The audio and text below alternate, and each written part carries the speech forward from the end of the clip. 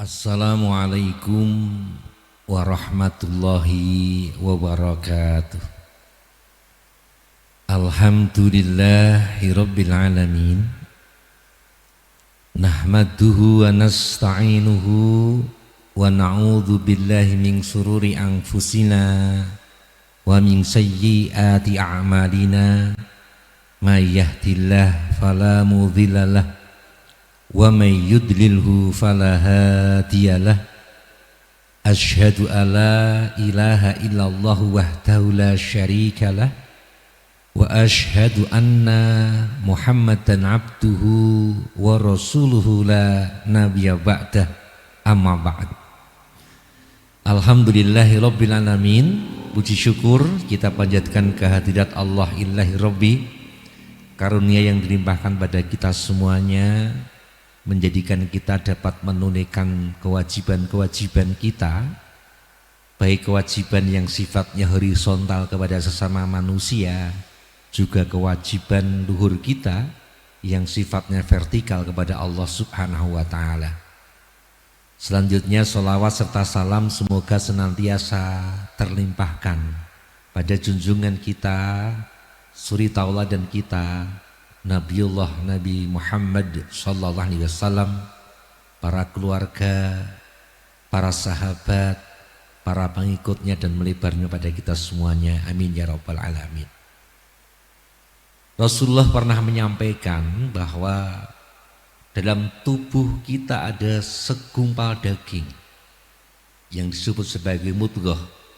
Inna fil jasadi mudghatan ida solukhal jasadu kulluh wa isaf ida fasadat fasadal jasadu kulluh, yang artinya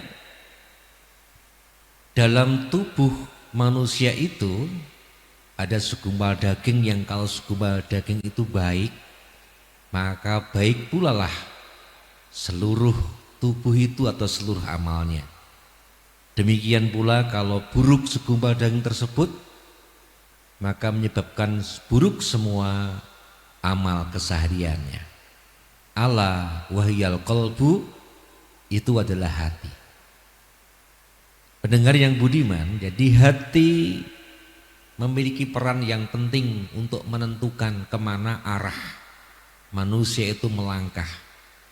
Karena Allah sudah siapkan dua jalan, yaitu jalan kebajikan dan jalan keburukan. Mau jalan takwa atau jalan yang fujur, itu diberikan peluang kepada manusia untuk memilihnya. Maka hati dalam hal ini tentu memiliki peran yang dominan kemana dia akan melangkah. Kalau hati itu baik, hati itu soleh, hati itu salim, maka outputnya insya Allah juga soleh salim. Demikian pula kalau hati itu fasad, hatinya rusak, hatinya kotor, maka outputnya pun kotor. Di samping itu, bahwa hati sebagai sumber atau pondasi ketika melakukan perbuatan-perbuatan, melakukan tingkah laku, berakhlak dan sebagainya, ada 6 perkara yang menyebabkan rusaknya pahala sebuah amal. Salah satunya adalah karena hati yang keras. Hadis dari Ibnu Hatim mengatakan, sittatu asyain tuhbitul a'mal. Ada 6 perkara yang bisa merusak amal, merusak pahala amal. Yang pertama adalah terlalu sibuk mengurusi aib orang lain. Itu menyebabkan pahala amal kita, orang Jawa mengatakan sebagai gabuk. Kemudian yang kedua, qaswatul qalbi, atau hati yang keras. Hati yang keras ini kecenderungannya akan membuat dia menjadi sombong karena tidak mau menerima kebenaran dari orang lain. Dia merasa apa yang dilakukan adalah kebenaran tunggal yang harus dia perjuangkan sedemikian rupa, dan ketika mendapatkan informasi kebenaran dari yang lain dia menolak. Qaswatul qalbi, hati yang keras. Jadi dia bisa menasihati orang tetapi tidak mau menerima nasihat. Dia suka memarahi orang tapi tidak mau kalau dimarahi. Gemar menegur orang tetapi risih dan tidak mau kalau ditegur.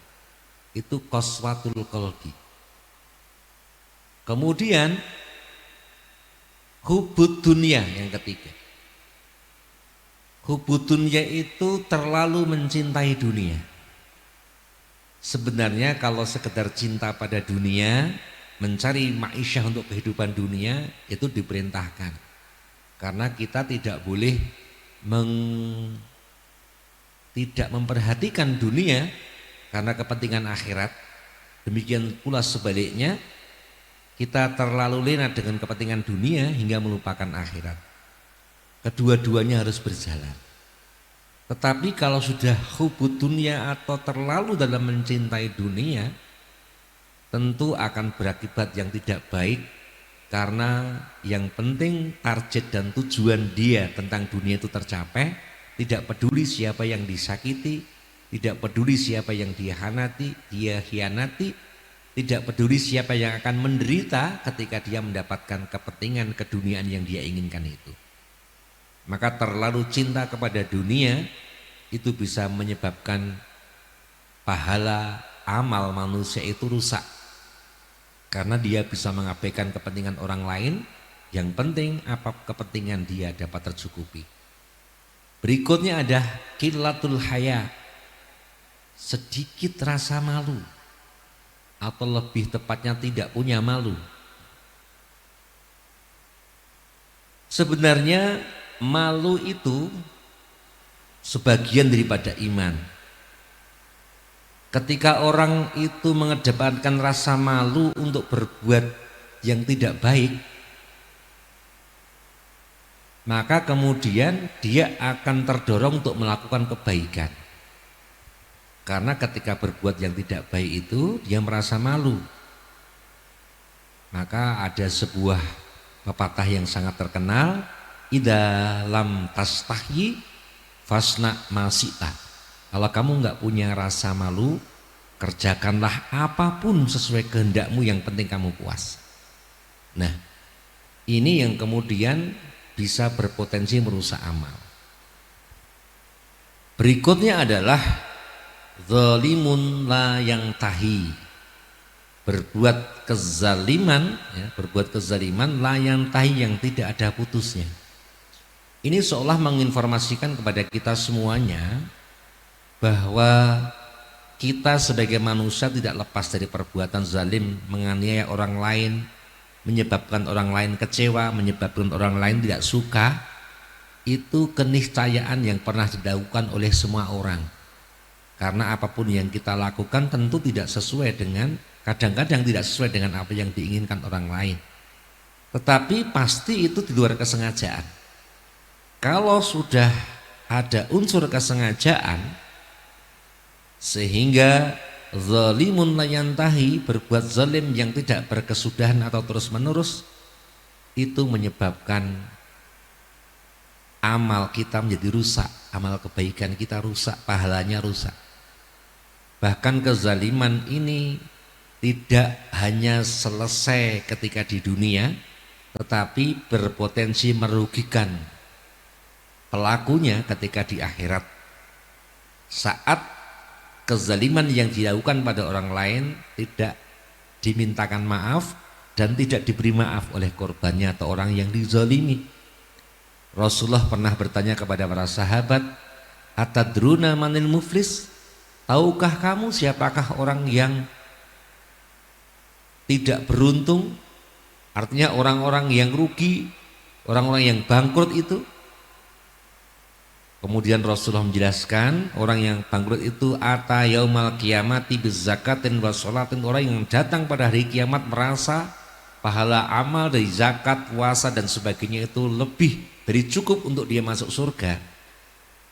Tetapi kemudian ketika dia berjalan menuju surga, orang banyak yang komplain, saya dizalimi ini ya Allah, saya difitnah ini ya Allah, saya diperlakukan tidak adil ya Allah.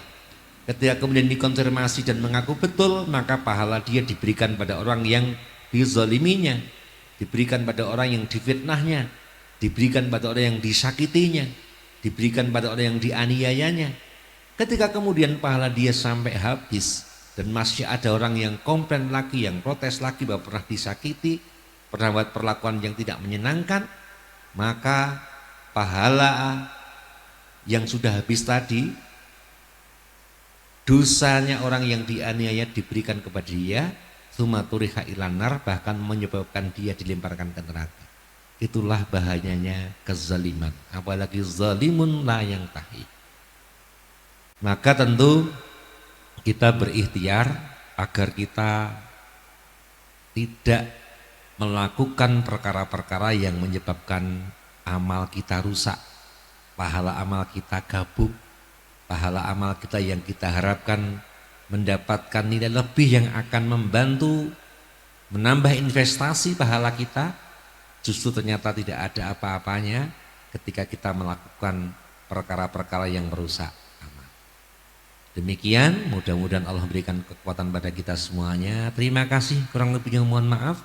Billahi sabilil haq, astabiqul khairat. Assalamualaikum warahmatullahi wabarakatuh.